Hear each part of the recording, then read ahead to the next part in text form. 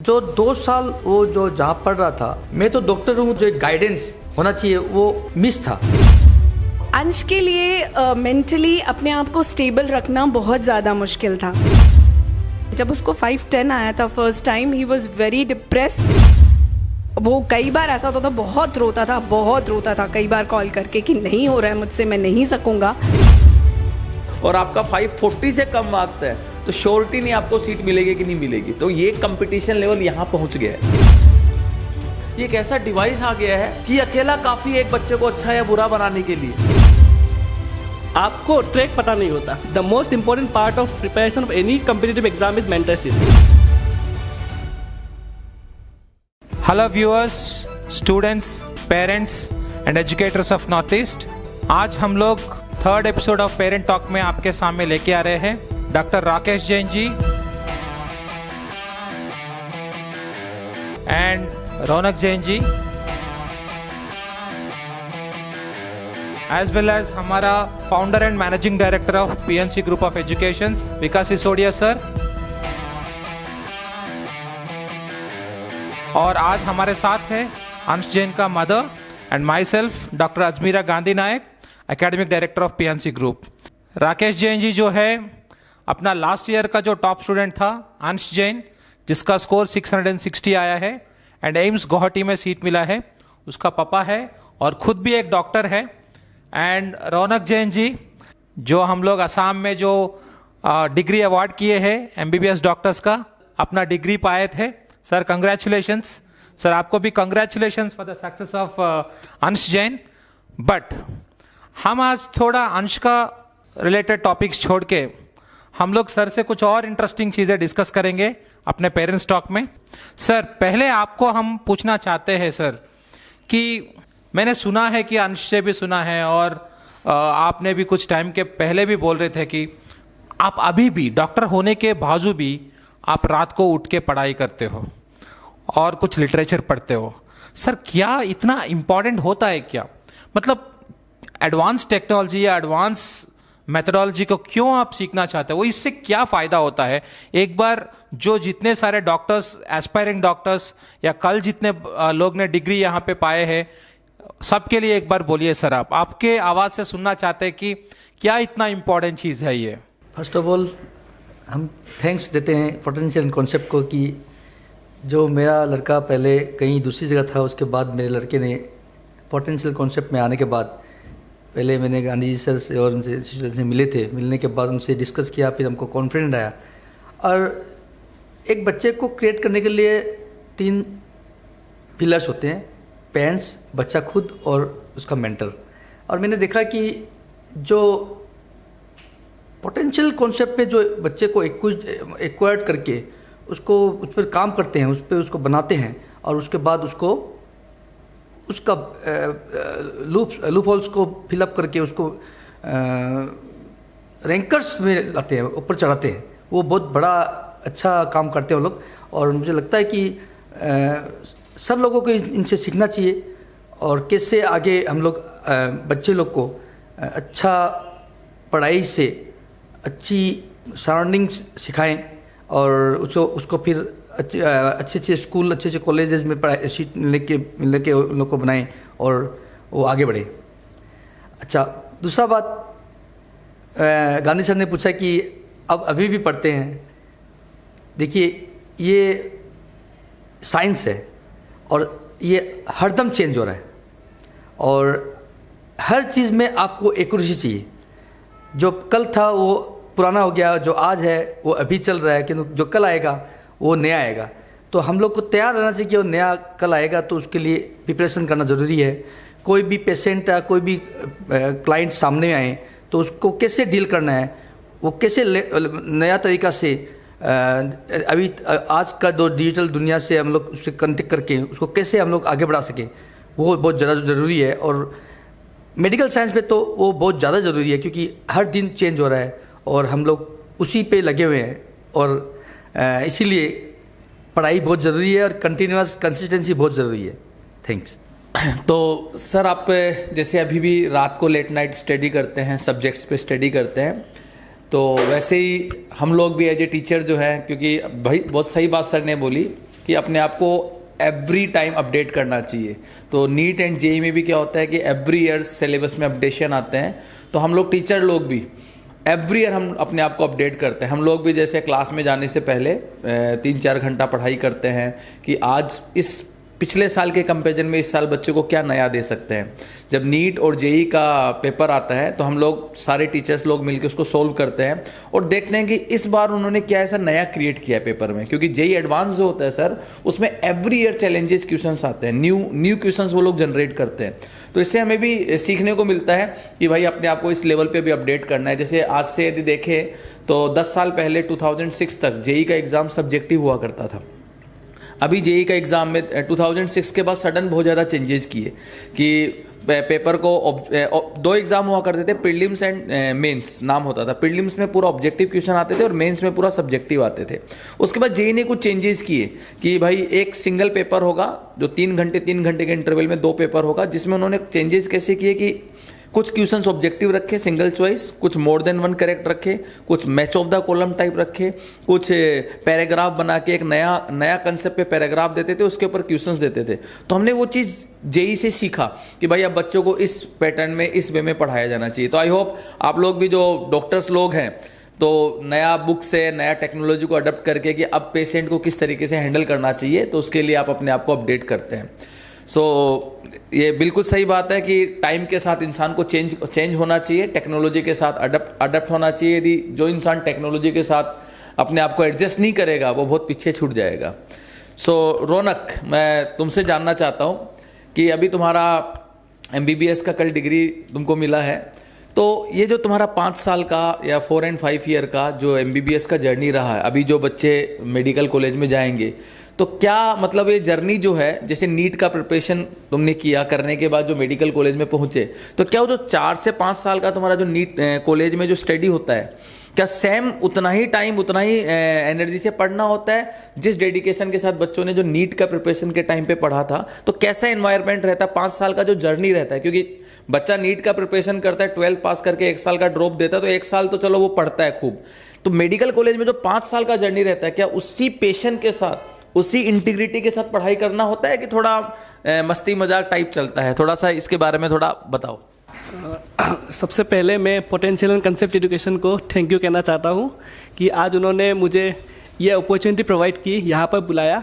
और जैसा कि विकास सिसोदिया सर ने कहा कि पहले 2 साल का प्रिपरेशन प्लस ड्रॉप ईयर, तो मेरे हिसाब से सबसे पहला मोस्ट इम्पॉर्टेंट काम है 10+2, क्योंकि अगर बच्चा पहले अटैम्प्ट में कोई भी एग्ज़ाम क्लियर करता है तो बहुत से उसके लिए इजी हो जाता है, क्योंकि जो ड्रॉप ईयर होता है बहुत ज़्यादा प्रेशर होता है, उस पर आपके मन में अलग अलग थॉट्स आते हैं। लाइक आप अगर एग्ज़ाम नहीं हुआ तो क्या होगा, एग्ज़ाम हुआ तो कौन सा कॉलेज मिलेगा मुझे।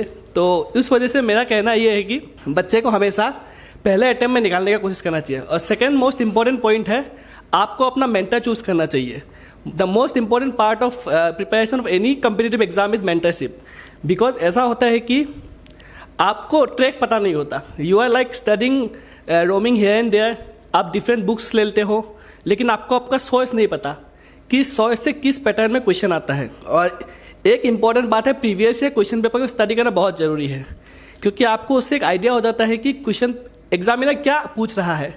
सपोज कीजिए अगर एग्जामिनर ने लास्ट एग्जाम में पूछा कुछ एक टॉपिक लेके पूछा, उसके नेक्स्ट एग्जाम में वो क्या एक्सपेक्ट कर सकता है। तो हम सभी स्टूडेंट को ये याद रखना चाहिए कि exam last previous 5 to 10 years का क्वेश्चन पेपर फॉलो करना चाहिए। यही बात मेडिकल साइंस में एंटर करने के बाद, तो विकास सिसोदिया सर ने सही कहा, थोड़ी बहुत आपको रिलैक्सेशन मिल जाती है पहले फर्स्ट 6 महीने या 8 महीने, लेकिन जैसे जैसे प्रॉप्स आते हैं, आई मीन प्रोफेशनल्स एग्जाम आते हैं, तो आपको सीरियस होना पड़ेगा, क्योंकि आपको अब इंटरनल नहीं एक्सटर्नल को फेस करना होता है। और इस MBBS के दौरान भी आपको एक ऐसा, एक नहीं मैं कहूँगा at least some of the people should be there to guide you how to go through the exam, because this exams are like, आपको MBBS में पूरे MBBS में आपको सीनियर्स ही सिखाएंगे, सीनियर्स प्रोफेसर्स। तो आपको सीनियर स्टूडेंट्स जिन बच्चों ने पास किया उसके लिए वो एग्ज़ाम ईजी हो जाता है। लाइक अभी मैंने कल MBBS फाइनल ईयर पास की, तो मेरे लिए मुझे लगता है फाइनल भी ईजी था, but during the preparation phase last 3 months शायद सबसे मैं क्लोज इधर बैठे राकेश भैया और डोली भाभी के साथ ही था, जिन्होंने मुझे पूरे प्रिपरेशन के फेज़ में फुल सपोर्ट किया। और लाइक मैं घर पे प्रिपेयर किया था, तो मुझे ये चीज़ पता है कि आपको एक्सपीरियंस बहुत हेल्प करता है, क्योंकि वो आपको नहीं पता कौन से मोमेंट पे कहाँ काम आएगा। तो आपको सबसे पहले 10+2 आपको एंट्रेंस क्लियर करना है। उसके बाद कॉलेज में मस्ती है, लेकिन आपको अपना बेसिक जॉब नहीं छोड़ना है। आपका प्राइमरी जॉब से आप कभी कंप्रोमाइज़ मत कीजिए, क्योंकि at the end of the day you have to serve the humanity and the knowledge you will accumulate all throughout the 5 years will help you in the long run. Thank you sir. Sir मैं और एक question पूछना चाहता हूँ आप दोनों को कि सर यहाँ पे तो मैं 3 जनरेशन्स ऑफ डॉक्टर्स को देख रहा हूँ। अभी आप हो सर एक जनरेशन का डॉक्टर, अभी रौनक जी फ्रेश जनरेशन का डॉक्टर है, और अंश जो आने वाला है वो नेक्स्ट कमिंग डॉक्टर है। मतलब 3 जनरेशन्स में यहाँ पे देख रहा हूँ। सर ये 3 जनरेशन्स पे आपने, क्योंकि आपने तो रौनक जी का भी प्रिपरेशन स्टैंडर्ड्स देखा है, आपने खुद प्रिपेयर किया है, एज वेल अंश का भी प्रिपरेशन देखे हैं, तो ये मेडिकल का जो एग्ज़ाम है इसका ट्रांसफॉर्मेशन कैसा लगा सर आपको? मतलब किस तरीका, किस लेवल से किस लेवल तक के गया है, या आपको क्या लगता है कि इस ट्रांसफॉर्मेशन क्या स्टूडेंट्स के लिए अच्छा है, यानी तो आप क्या बोलना चाहते हो इस चीज़ को लेके? मैंने 1994 में एंट्रेंस दी थी और उस समय मैंने मेडिकल में सीट मिला मुझे। उस समय आसाम में या गुवाहाटी में एंट्रेंस का इतना ट्रेंड नहीं था। अभी ट्रेंड नहीं था, पहले बात। दूसरा बात, इतना कंपटीशन भी नहीं था और हम लोग को एक्सपोजर भी नहीं था कि हम लोग बाहर जाके कहीं पढ़ें या कोई कोचिंग ज्वाइन करें या कोचिंग सेंटर ज्वाइन करें या कोई इसको मेंटरशिप करें या किसी से बात करें।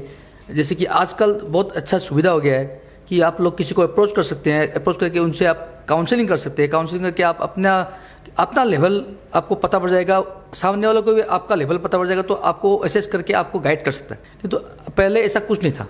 तो जैसे, और नंबर 2 पॉइंट ये है कि पहले जो एग्ज़ाम्स होती थी मेरे हिसाब से अभी से बहुत इजी होती थी, सरल होती थी, क्योंकि अभी बहुत कंपटीशन, अभी माइन्यूट जा रहे हैं। माने जो MBBS सेकेंड ईयर में जो बच्चे पढ़ रहे हैं, MBBS सेकेंड ईयर में मैं बोल रहा हूँ, MBBS सेकेंड ईयर में, वो higher secondary first year second year में वो चीज़ पढ़ाया जा रहा है अभी, और थोड़ली पढ़ाया जा रहा है। ऐसा भी नहीं कि आप हार्मोन स्टडी हम बोलते हैं, ईस्ट्रोजन प्रोजेस्टेरोन, जो हम लोग हायर सेकेंडरी में सुने नहीं थे, वर्ड्स 1-2 सुने होंगे, किंतु उस पर कोई वो नहीं है। अभी उससे क्या होता है, ऑस्टियोपोरोसिस, ऑस्टियोपेनिया, ब्लड में क्या होना है, ब्लड हीमोग्लोबिन कितना होता है, RBC, WBC, ये डिटेल स्टडी, ऑलमोस्ट डिटेल, जो कि हायर सेकेंडरी में पढ़ाया जाता है, जो हम लोग MBBS में हम लोग को मिला है। और वो लोग ऑलरेडी, हमको लगता है जो इन दिनों में जो एंट्रेंस दे रहे हैं नीट का, वो लोग फर्स्ट ईयर और सेकेंड ईयर का स्टडी 30-40% उन लोग का हो गया है। तो थिंग्स आर बिकम टफ और टफ एंड थोरो। तो आप लोग को भी, जो नए स्टूडेंट्स हैं, आप लोग को भी इस टफ डिगर से जाना पड़ेगा और थोरो होना ज़रूरी है। इसके लिए सबसे बड़ा चीज़ है कंसिस्टेंसी। और मैं बता रहा हूँ कि कंसिस्टेंसी मीन्स आपको किसी के पीछे लगना पड़ेगा, कोई चीज़ के पीछे लगना पड़ेगा, उसको थोरो स्टडी करके कंसिस्टेंटली लग के, और प्रीवियस और कमिंग और थॉट कमिंग पेपर्स प्लस आपका जो मेंटर है उनसे गाइड लेके आप पढ़ेंगे, तो हमको लग रहा है थिंग्स आर इजी। करने के बाद इजी, बट आप लोग को भी हम एश्योरेंस देते हैं कि थिंग्स आर इजी। ये तो बिल्कुल सही बात की सर ने भी, और गांधी सर ने जो क्वेश्चंस भी अराइज किया था, जनरेशन गैप, तो सर के टाइम पे जब सर एग्ज़ाम दे रहे थे, तो सर के टाइम पे आसाम में एक कंसेप्ट भी था कि 2 तरीके से होता था। एक तो एंट्रेंस एग्ज़ाम भी होता था, CW और AIPMT, और इसके अलावा आसाम के जो मेडिकल कॉलेज थे उसमें टॉपर्स, जो क्लास 12th का जो रैंक्स होता था, स्टेट टॉपर्स होते थे, तो उनको भी शायद टॉप 10 या टॉप 20 को डायरेक्ट मेडिकल कॉलेज में सीट मिलती थी। तो एक वो ज़माना था जो सर ने देखा, कंपटीशन भी होता था, एंट्रेंस भी होता था, एंड क्लास 12 के परसेंटेज बेसिस पे भी मतलब टॉपर्स को सीट मिलती थी। दूसरा ज़माना था रौनक के टाइम का। तो रौनक के टाइम पे CW का क्रेज ज़्यादा था, एंड AIPMT का एग्ज़ाम होता था, नीट होता था, MWE, CW से MWE कन्वर्ट हुआ, और साथ में AIPMT नीट का एग्ज़ाम भी होता था। तो रौनक के टाइम पे जो नीट का कट ऑफ था, मुझे जहाँ तक याद है 419 या 420, 419 कट ऑफ था रौनक के टाइम पे, 419 कट ऑफ नीट का। और आज जो अंश ने जो 2022 में जो सर का लड़का है, जो भी एम्स गुवाहाटी के अंदर first year MBBS first year में पढ़ रहा है, उसके टाइम का कट ऑफ 419 से, रौनक के टाइम पे 419, वहां से जाके कट ऑफ 530, 548 कट ऑफ पहुंच गया। तो 419 से 548 आप देख सकते हो अप्रोक्स 125 मार्क्स से कट ऑफ इंक्रीज हुआ है। पहले रौनक के टाइम पे हम लोग भी जब रिजल्ट देते थे, जब नीट का रिजल्ट आता था तो 500 मार्क्स वाले बच्चे डायमंड हुआ करते थे। मतलब मुश्किल से 5 या 6 बच्चे ऐसे थे जो 500 मार्क्स लाते थे और हम लोग 500 मार्क्स वाले बच्चों को आईफोन गिफ्ट दिया करते थे। कंपटीशन ऐसे बढ़ा कि अभी 500 मार्क्स मतलब ये है कि सीट मिलेगी कि नहीं मिलेगी ये श्योर नहीं है। पहले 500 मार्क्स पे जीएमसीएच में सीट मिलता था, लेकिन अभी 500 पे क्वेश्चन मार्क आ गया कि आप यदि आप जनरल कैटेगरी से हो और आपका 540 से कम मार्क्स है तो श्योरिटी नहीं आपको सीट मिलेगी कि नहीं मिलेगी। तो ये कंपटीशन लेवल यहां पहुंच गया है। तो कंपटीशन तो सर बहुत बड़ा है, स्क्रैच से कंपटीशन को बढ़ता हुआ देखा और आने वाले समय में तो मुझे लगता है कि जो भी 600 मार्क्स का हालत है, आने वाले समय में 600 मार्क्स पे भी सीट मिलेगी कि नहीं मिलेगी वो भी श्योरिटी नहीं। जैसे राजस्थान वगैरह में तो अभी भी देखा जाए, राजस्थान, बिहार, यूपी, यहाँ पे तो कट ऑफ ही 620 मार्क्स है सीट पाने का जनरल का। तो आसाम भी बहुत जल्दी 600 मार्क्स की तरफ रीच करेगा। तो मैं तो आने वाले जनरेशन जो बच्चे अभी मेडिकल एस्पायरेंट्स है, जो क्लास 10th में पढ़ रहे हैं, 9th में पढ़ रहे हैं, तो उनके लिए बता देता हूं कि आप 9 से 10 से पढ़ना चालू करो, क्योंकि कंपटीशन जो अब आने वाले समय में ऐसा होगा कि आसाम स्टेट कोटा और ऑल इंडिया कोटा में कोई अंतर नहीं रहेगा। जैसे राजस्थान का कोई बच्चे को यदि राजस्थान के एसएमएस या इन सब मेडिकल कॉलेज में सीट चाहिए तो ऑल इंडिया कोटा से जाए चाहे राजस्थान के स्टेट कोटा से जाए, बात बराबर है। तो सेम हालत आसाम में भी होने वाली आने वाले समय में। तो नेक्स्ट मैं गांधी सर को देता हूँ। एक डोली मैडम से एक क्वेश्चन पूछना चाहता हूँ जो अंश की मोम है। मैडम, अंश जब प्रिपरेशन कर रहा था तो आपका ऑलमोस्ट डेली उससे बात होता था, तो उसका जो आपने उसको प्रिपरेशन फेज में जो देखा था कि वो कैसे स्टडी करता था, कभी वो डिप्रेस होता था, कभी उसके मार्क्स कम आते थे, कभी ज़्यादा आते थे, तो आपसे जब बातें करता था तो आप उसको कैसे मोटिवेट करती थी और कैसे टैकल करती थी? आपसे जस्ट एक simple question as a mother, बाकी मदर को भी, ताकि आपसे इंस्पिरेशन मिल सके। Thank you so much, sir. Actually, it's very tough for a mother because she has to maintain a balance between everything. बहुत ज़्यादा मुश्किल होता है बिकॉज वो बच्चा साइकोलॉजिकली एक बहुत अलग फेज से गुजर रहा होता है उस समय. You have to make the child feel that yes आप हो उसके साथ ऑल द टाइम, कुछ भी हो चीज़ें होंगी, लगे रहो, बी देयर. एंड जो भी हो रहा है आपके आसपास, आपके मार्क्स कम आ रहे हैं या आप ज़्यादा आ रहे हैं, इट विल पे ऑफ. कहीं ना कहीं आपको उसका रिजल्ट मिलेगा. Your teachers are there with you, your father is there with you, your mentors are there with you, सब आपके साथ है and they are standing. The only thing is आपको इनिशिएशन लेना है. आप इनिशिएट करो, people are ready to help. हमारे यहाँ एक्चुअली एक अंश के फादर ने एक बहुत हाई लेवल सेट कर दिया. He was Assam topper. तो अंश के लिए मेंटली अपने आप को स्टेबल रखना बहुत ज़्यादा मुश्किल था because every one had very high expectation from him. High मतलब वेरी हाई. घर वाले, बाहर वाले, टीचर्स, एवरीवन. वो खुद से भी जब वो उसको मार्क्स कम आते थे तो वो इतना ज़्यादा डिप्रेस हो जाता था, उसको डर लगता था कि वो पापा को बताए कैसे. लेकिन मुझे पता है, मैंने उसको बोला है कि आपको लड़ाई तो लड़नी है. यू योरसेल्फ कॉल भेजो. आज भी वो अपने सारे मार्कशीट्स फादर को भेजता है. वो उसको क्रिटिसाइज भी करे तो he knows that there is something. He has followed his father very much and उन्होंने हमेशा उसे एक बात कहा है कि never compromise with your primary job. And वो चीज़ जिस दिन से उसने गांठ बांधी है, because he has never seen his father compromising with anything. तो जब आपको सामने एक दिख रहा होता है ना बंदा, तो आपको पता होता है कि कुछ भी हो you have to work for it and consistent तो रहना ही है. And he was consistent. जब उसको 512 आए थे फर्स्ट, 510 आया था first time, he was very depress. फिर जब हम पोटेंशियल आए, हमने जब सिसोदिया सर एंड सर से बात करी, गांधी सर से बात करी, we were somewhere very confident. Rakesh specially was very confident कि yes now he has got a right place and I know he will crack it because he has that calibre. And Gandhi sir and Vikas sir के पास ये potential है कि कैसे अब उसको groom up करना है. They know how to handle the child. And Ansh ने गांधी सर को एंड सर की बात, विकास सर की बात बिल्कुल फॉलो करी. He every day use to text what he is doing in the morning and in the evening, and he used to wait कि sir का क्या रिपोर्ट आएगा. And after exams, he used to wait कि teachers उसको क्या respond करेंगे. But he was always there, studying his ups and downs, learning from his mistakes. And उसके father ने उसको हमेशा सिखाया कि जितनी भी गलतियाँ write it down, and which is very important. मेरा रोल था कि I always used to make him feel that yes, everybody is there with you. Even if you are depressed, वो कई बार ऐसा होता था, बहुत रोता था कई बार कॉल करके कि नहीं हो रहा है मुझसे, मैं नहीं सकूँगा.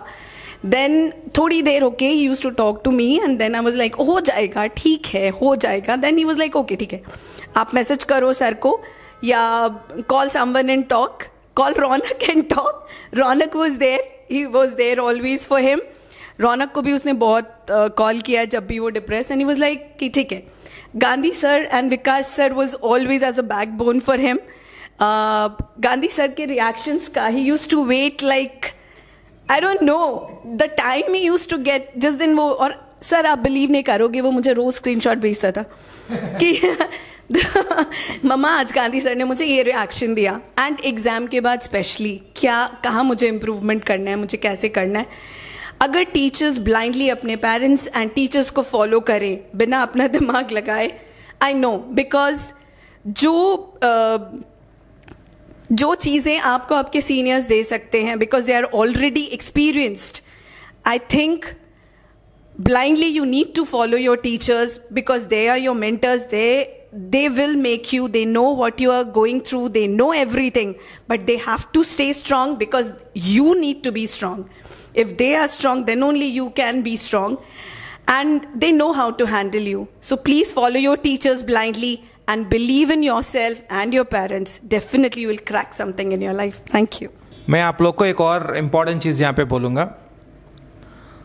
मतलब दोनों सर या मैम या Raunak ji, there all very busy. Actually ma'am भी एंटरप्रेन्योर है.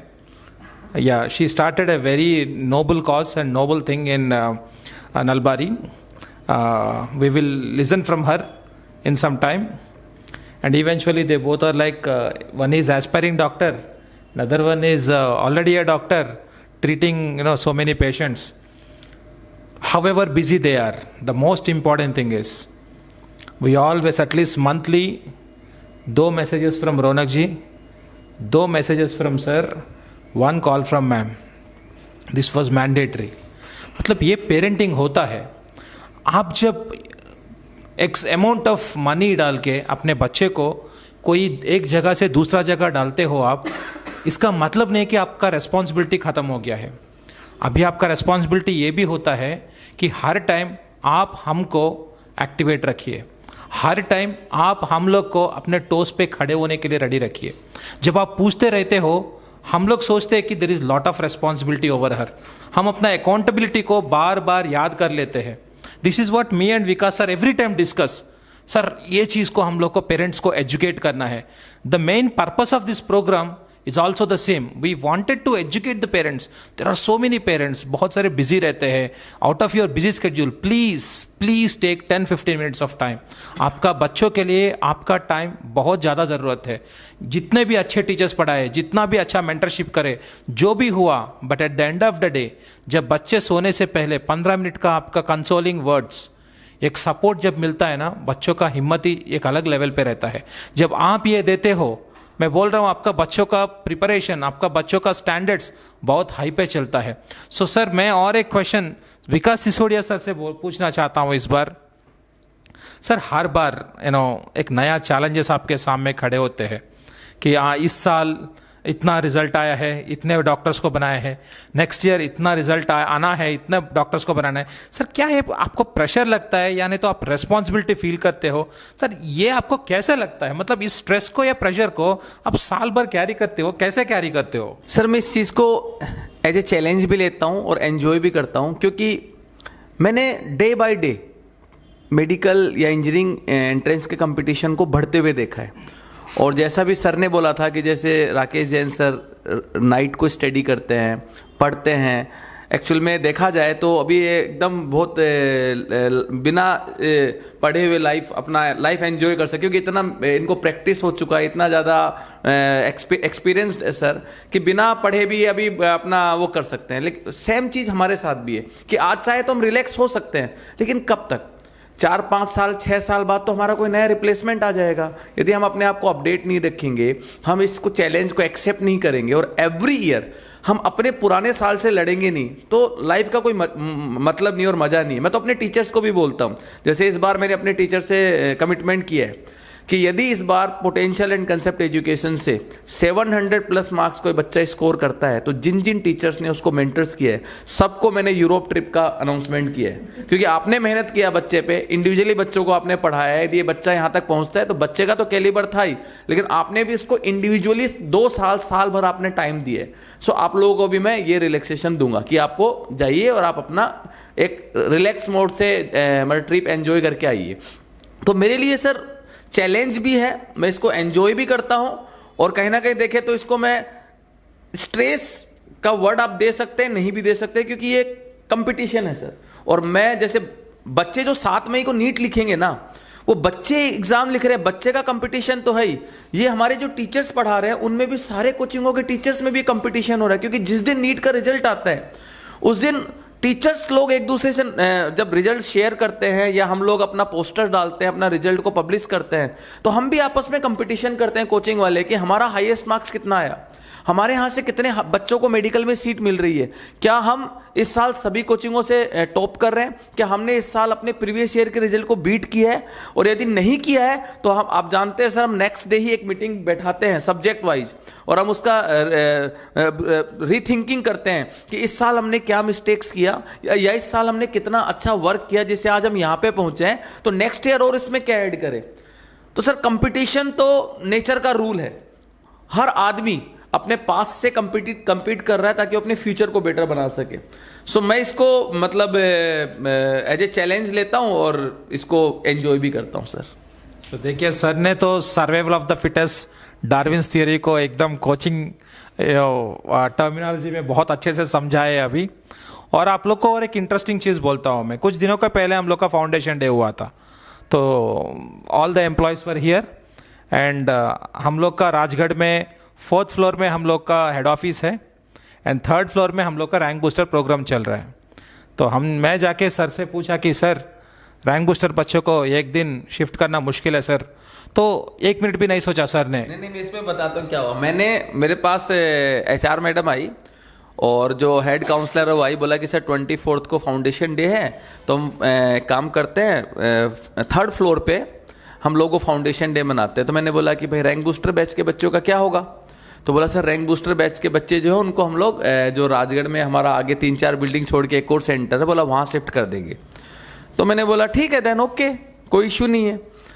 मैंने परमिट भी कर दिया, उन्होंने प्लान भी बना दिया। फिर गांधी सर को पता चला, गांधी सर आए, बोला सर ये नहीं होगा, इसको नहीं कर सकते, रैंक बूस्टर बैच के बच्चों के साथ कॉम्प्रोमाइज़ नहीं कर सकते।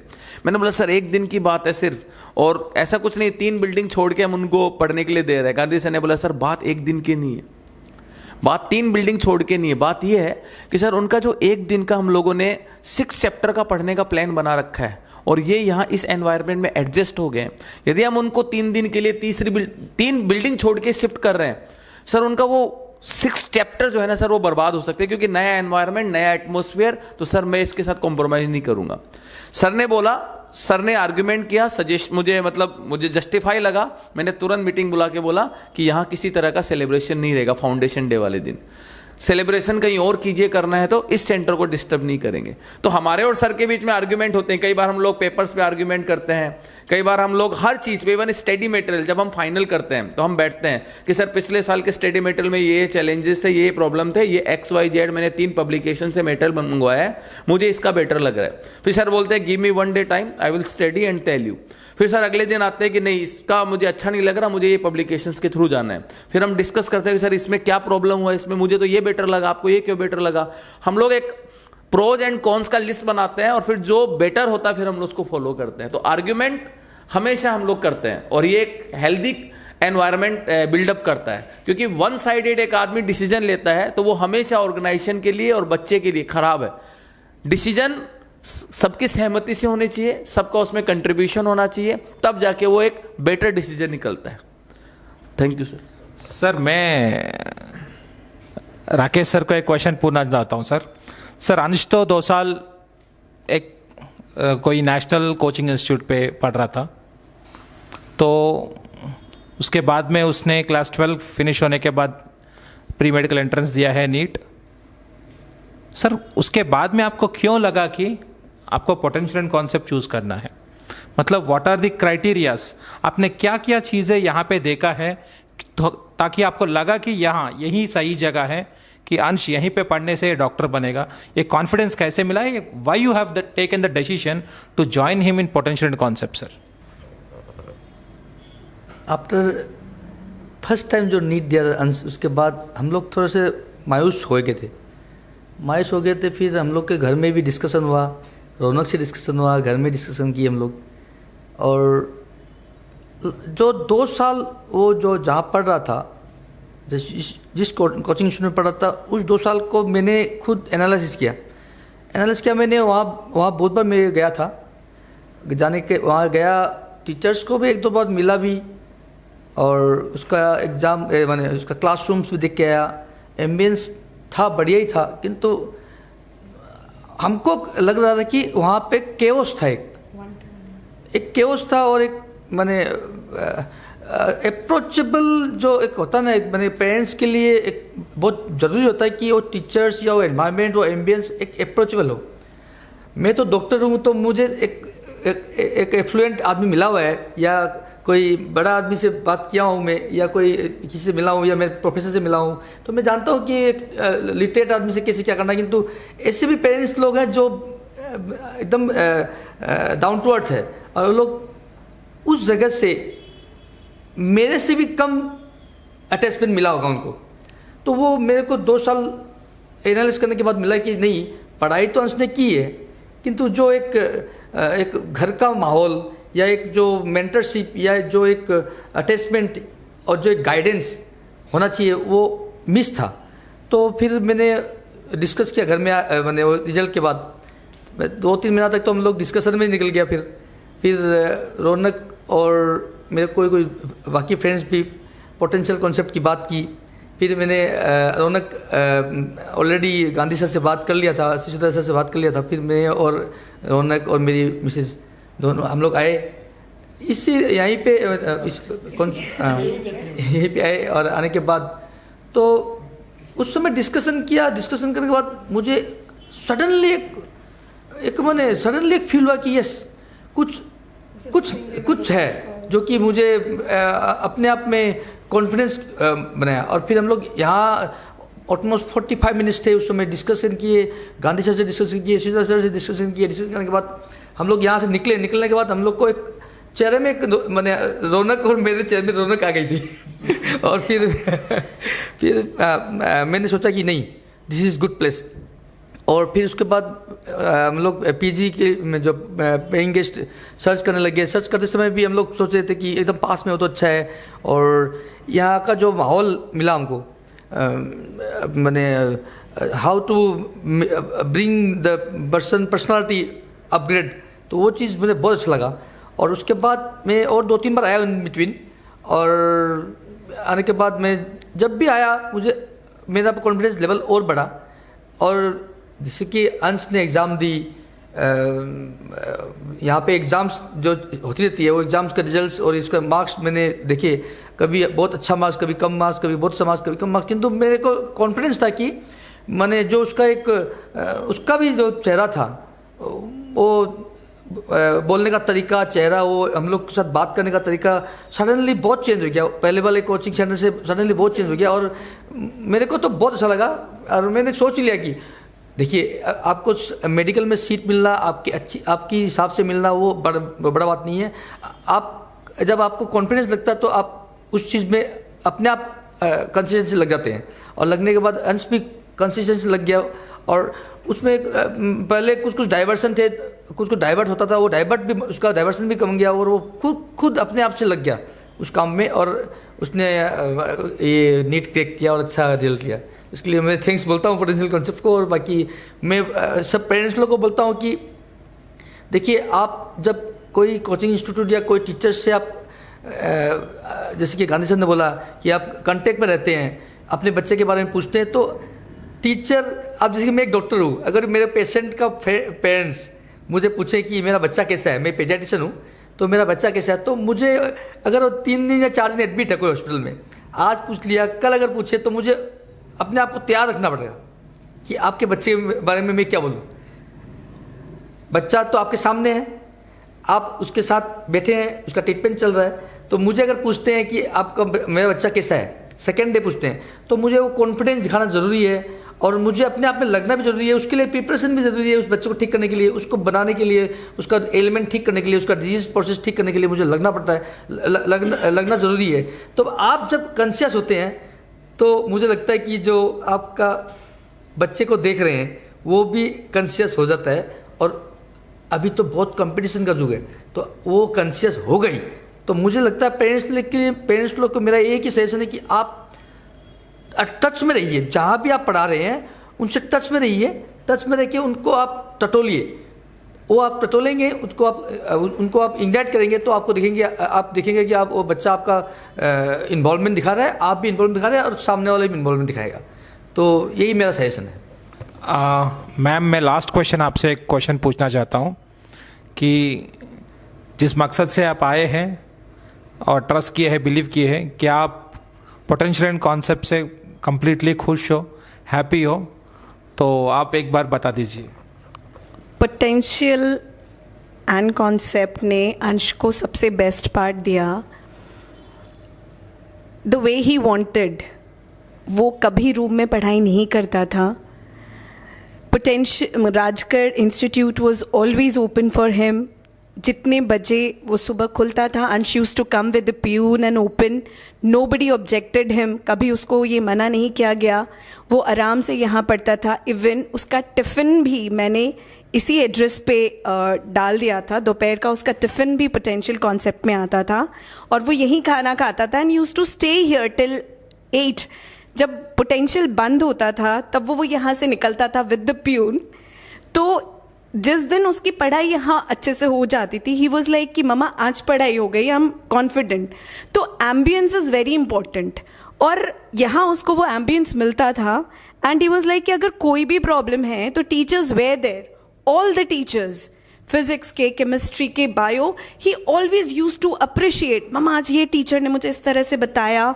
There was a ma'am, I don't remember name, Kaur ma'am, Rashmita ma'am, he always used to text them. कभी भी रात में भी अगर उसको कोई प्रॉब्लम होती थी, he use to text them and leave, and he was confident कि सुबह तक उसका रिस्पॉन्स डेफिनेटली आएगा। एंड फिर डिस्कशन भी होता था, मतलब everybody was there to help.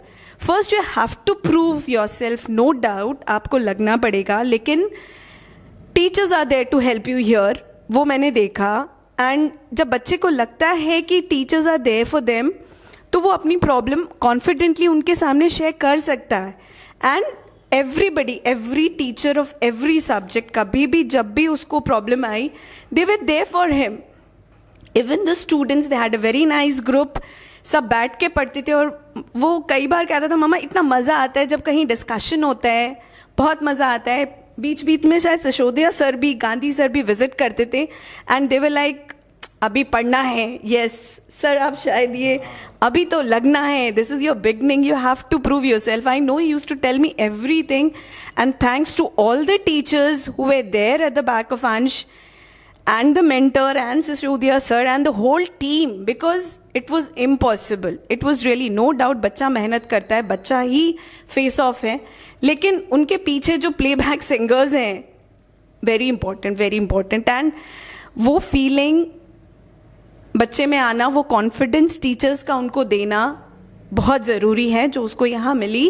And we all, in fact Rakesh himself was very, मतलब उनको था कि यस, गांधी सर भी हमेशा यही कहते थे, नहीं आप टेंशन मत लीजिए। वो 660 उसने स्कोर किया, ही वॉज एक्सपेक्टिंग समथिंग थोड़ा ज़्यादा, लेकिन ठीक है, we are confident and he is in AIIMS Guwahati now. We are happy for him and still we are connected to the family. 2 more are you, 2 और हैं बैक टू बैक हमारी family में, जो पोटेंशियल ज्वाइन करेंगे. अभी अंश की एक कज़न आने वाली है एंड नेक्स्ट उसकी सिस्टर आने वाली है. तो we are really satisfied and hope कि जो बाकी जो बच्चे आ रहे they will get the same ambience from here. Thank you so much to the whole potential and concept team. Thank you ma'am. अभी जो दूसरी लड़की मैम का जो भाई का बेटी है, झारखंड से आ रही है, वो झारखंड के टॉपर ही है, बहुत अच्छी स्टूडेंट है and she is coming here. See that is the trust that we always take and that the responsibility that we always take on our shoulders. तो सर आपके तरफ से पेरेंट्स को कुछ सजेशन सर. मैं तो सभी पेरेंट्स को ये बोलूँगा कि आज आपने 2 पेरेंट्स को देखा है, अंश के फादर और मदर को. उन्होंने बताया कि बच्चा जो है ना, ये जो लास्ट का 1.5 मंथ है, ये बच्चे के लिए बहुत इम्पोर्टेंट है. इसमें बच्चा के मार्क्स कम भी आते हैं, ज़्यादा भी आता है, बच्चा डिमोटिवेट भी होता है और ज़्यादा मार्क्स आने से कई बार और कॉन्फिडेंट भी हो जाता है. तो ये पेरेंट्स का बच्चों को मॉनिटर करना बहुत ज़रूरी है और बच्चों को पेरेंट्स को बच्चों को ट्रस्ट दिलवाना पड़ेगा कि यार तुमने साल भर मेहनत किया है. पता नहीं ये 3 घंटे का जो एग्ज़ाम है तुम्हारा नीट का, ये तुम्हारा मतलब अच्छा हो बुरा हो, हमने तुम्हारा मेहनत देखा है. ये मेहनत तुम्हारी जाए नहीं जाएगी.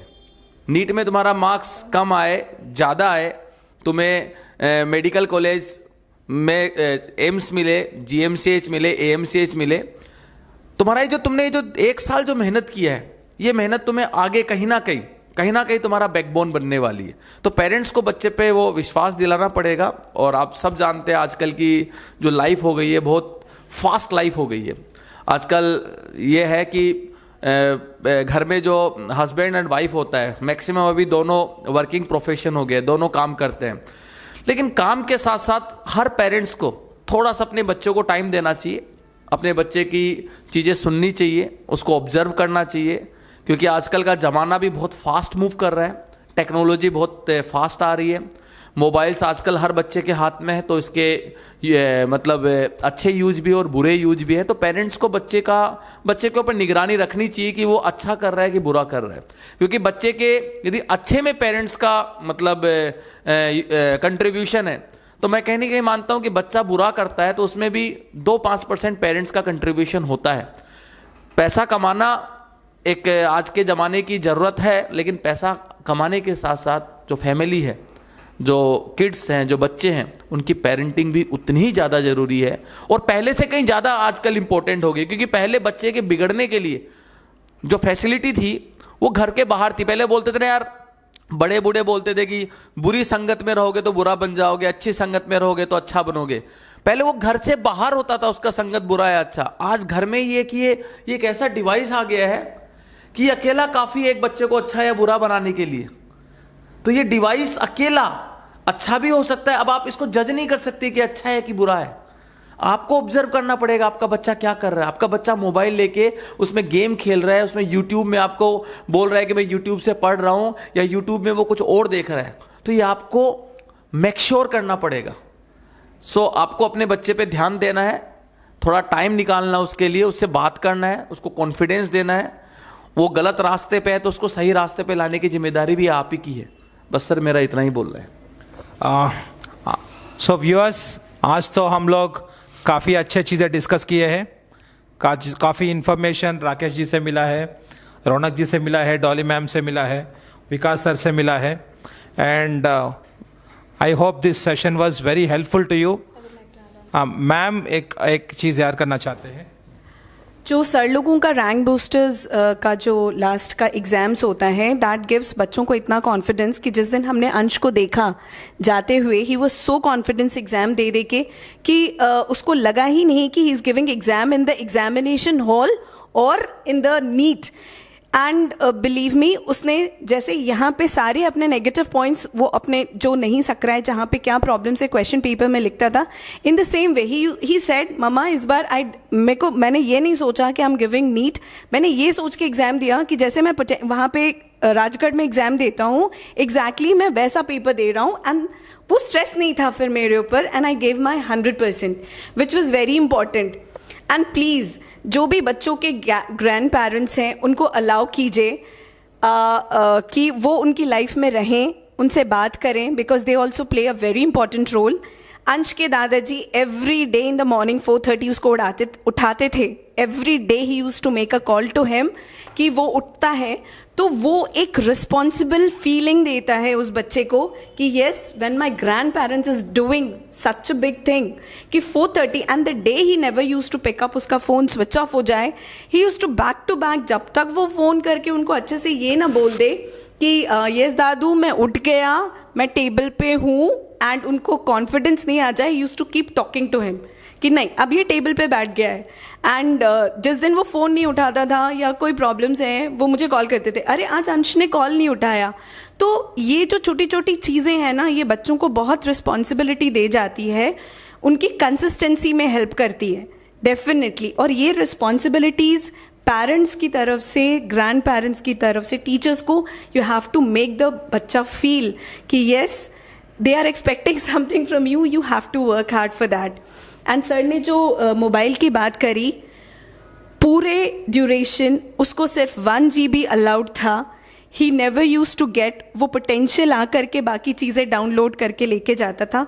तो आपको कहीं स्ट्रिक्ट होना पड़ेगा for the kids, which is very important. वो हो सकता है उसे बुरा लगे, उस बच्चे को लगे कि आप मेरे लिए लिबरल नहीं हो, लेकिन कुछ रूल्स लाइफ में बहुत ज़रूरी है जो शायद रौनक भी फॉलो करता है. मैंने इनको तो बहुत स्ट्रिक्टली फॉलो करते देखा है, एंड शायद सर आप लोगों की लाइफ में भी कुछ रूल्स होंगे एंड जो बहुत ज़रूरी है बच्चों को सिखाना. And never compromise with your primary job which is very important. Thank you. So हम लोग अगले सेशन में अगले पेरेंट के साथ मिलेंगे और बहुत सारे चीज़ें डिस्कस करेंगे, बहुत सारे नए चीज़ें हम लोग उन लोगों से जानेंगे. So thank you Dolly ma'am, Rakesh sir, Raunak ji और Vikas sir. Thank you everyone.